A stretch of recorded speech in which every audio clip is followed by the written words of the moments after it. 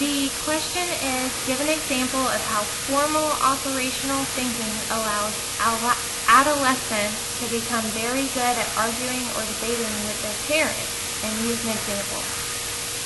According to our text, formal operations begin at age 11 and end between the ages of 15 and 20. Formal operations include reasoning of complex tasks and problem solving.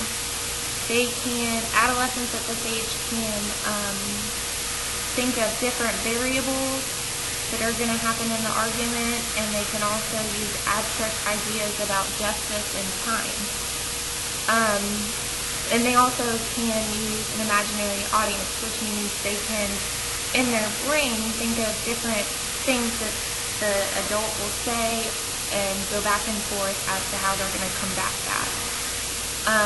Using metacognition and imaginary audience, which is the capacity to think about thinking, or in other words, to think about not only their thoughts, but the thought of others. So they kind of go together, the imaginary audience and the metacognition.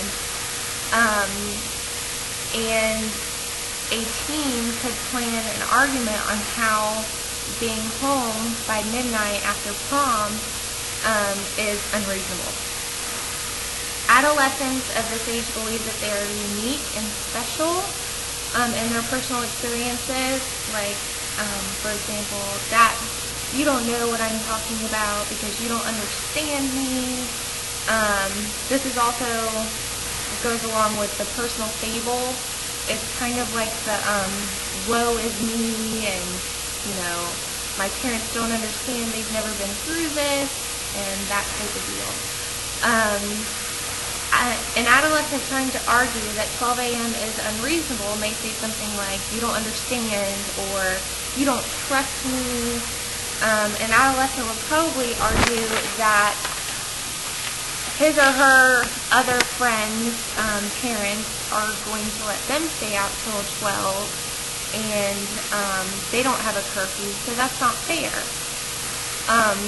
So they would go back and forth. They would plan out their argument ahead of time.